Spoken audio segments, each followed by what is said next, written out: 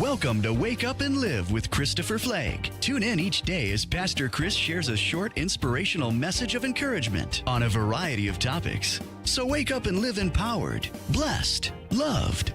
Now let's listen to today's message. Good morning. Thank you so much for tuning in and listening.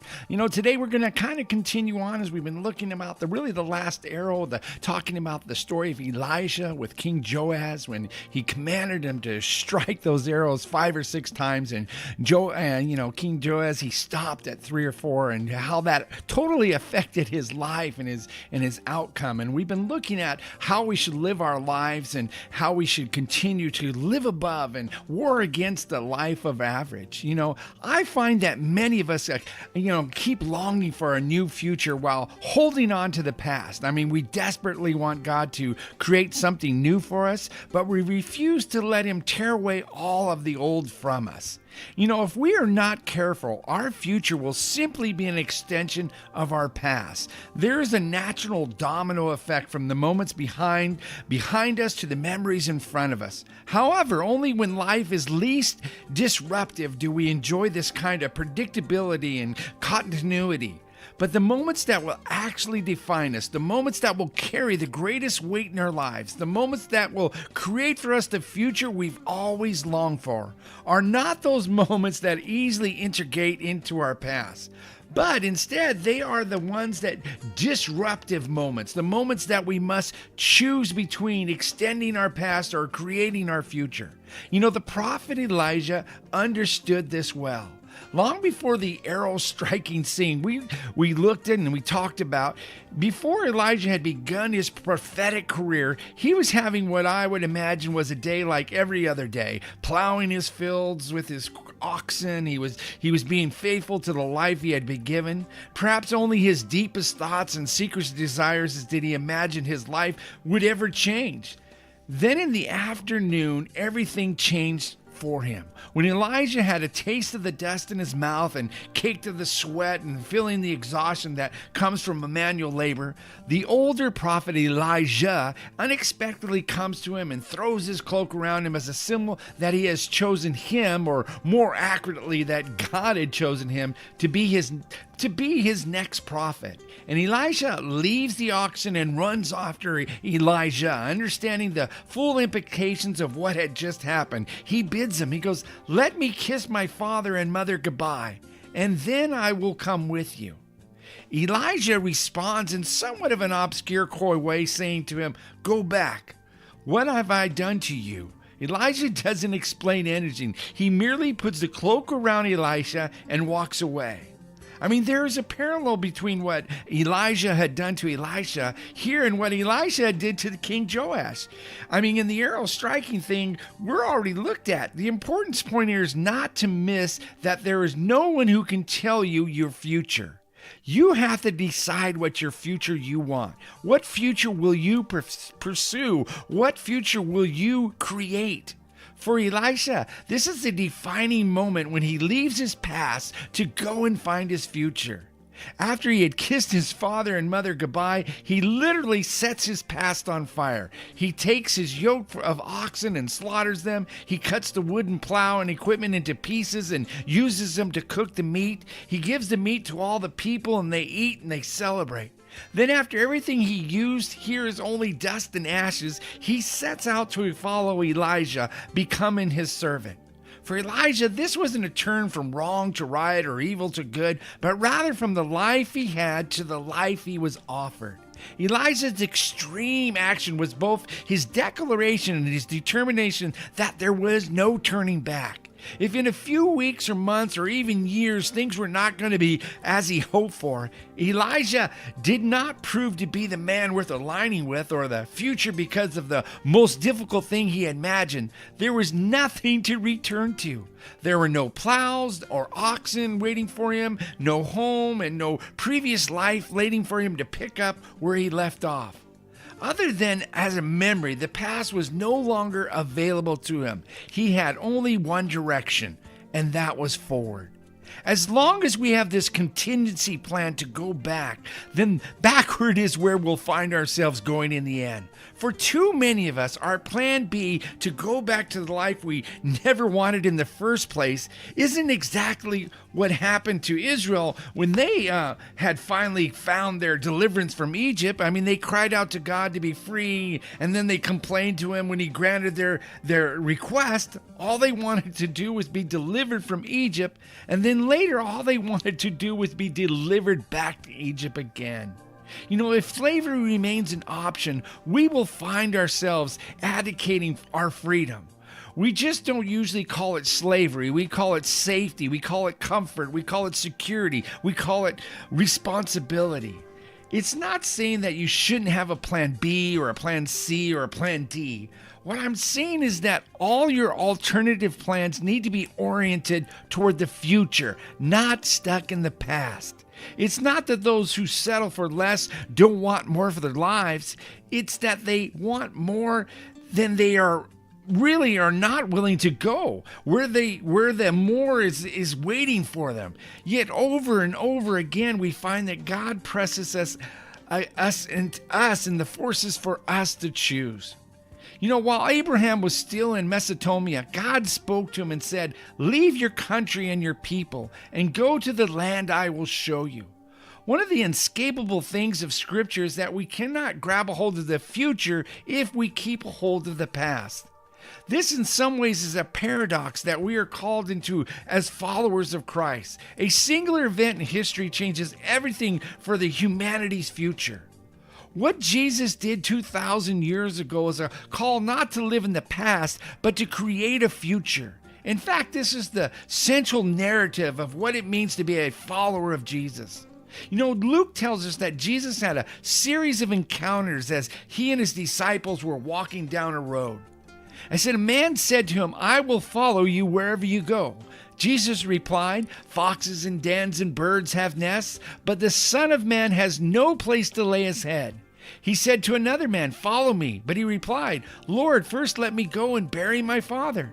Jesus said to him, "Let the dead bury their own dead, but you go and proclaim the kingdom of God." And still another said, "I will follow you, Lord, but first let me go back and say goodbye to my family." And Jesus replied, "No one who puts his hand to the plow and looks back is fit for the service in the kingdom of God." With this last reference to the plow, Jesus seems to be alluding to Elisha. With different nuances, he gave each of his would-be followers the same answers. Set your past on fire.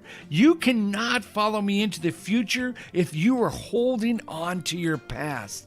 To be clear, there are many things from your past that go with you into your future. You have to leave behind your past and those who choose to remain there. You know, Peter followed Jesus into his future, and his brother Andrew was right there with them. John did the same, and his brother James would always be by his side. They became known as the sons of thunder. It's always harder to journey into the future alone, and always better that when you're able to do it with those who have this chosen it as well, who are kind of on that same path as you are. Sometimes you have to leave those who are a part of your past so that you may create a future for them as well. Still, sometimes you just have to say goodbye. I mean, there have been times when I've held on to my past far too long and treated it as if it was though it was my future. Sometimes it's more about the things you can't let go of, and other times it's about the things you can't seem to get a hold of. I mean, it would be so much easier if God met us in this vacuum. It would be much less complicated if our lives weren't already full of entangled in our past when God was calling us into a new future. You know, I've always been uncomfortable with the words of Jesus when he turned to the crowd and said to him, "If anyone comes to me and does not hate his father or mother, wife and children, brothers and sisters, yes, even their own life, such a person cannot be my disciple." I mean, Jesus was never uncomfortable with the hyperbole of, in fact, he understood the language of exaggeration would be needed for us to understand the extreme cost in pursuing the life he was calling us to. Jesus chose this language to create a visceral understanding of what it means to love God with all your being. I mean, it's inescapable that you would be forced to choose between God and everything you hold dear. What he is saying is that there are people in your life who would keep you trapped in the past, and you have to be willing to let them go so that you can move into the future. Sometimes, though, it's not the people who keep us in the past, it's our own sense of identity. I mean, the past is more than what we've done or where we've been. It's who we are. Elisha was a farmer. That's what he knew. This is what he was good at. It was his guaranteed success. The life was being called was really fraught of insecurity and instability and even danger. I mean, there is a subtle difference between your identity being rooted in your essence of your identity and being rooted in your success. What you do comes out of who you are, but who you are must exist apart from what you do. If your identity is rooted in your success, then you will lose who you are when your failure comes your way. Because success is a tyrant that will enslave you just as quickly as failure. If you let success own you, you will find yourself trapped by your success and terrified by the possibility of failure. Success will lie to you and tell you that your future is just an extension of your past. When at its best, success is simply the preparation for new challenges. Every day you will have to choose between living in the past, staying in the present, or creating a future. You know, the great danger lies in the easy path is to hold on to what you know, cling to what you have, and make the future an extension of the past. Though there is no way to stop time, you have to choose the future. Although you are grounded in the past, you must not be grounded by the past. And while tomorrow is coming regardless of what you do, the future comes because of what you do. Because you see, the most spiritual thing you'll do today is to choose. And whether you realize it or not, every choice you make has an effect on your future. In fact, the choices you make are the material from which your future is made. If our best futures can be known only in the mind of God, then how critical is that we hear his voice and heed his call? God is never calling us into the past. He is always calling us into the future. And when he calls us to choose him, he is calling us to choose the future as well. I mean, this process is far more painful than can be described by words. Sometimes the future demands all of us and all from us. We will all find ourselves at some point in our lives just being asked to put everything we know on the altar, and with only a promise of the future we do not know. And like every other sacrifice, after the altar has been built, we have to set it on fire. It's no different when the future calls us. It is in that moment where we have to set our past on fire to receive the future awaiting us.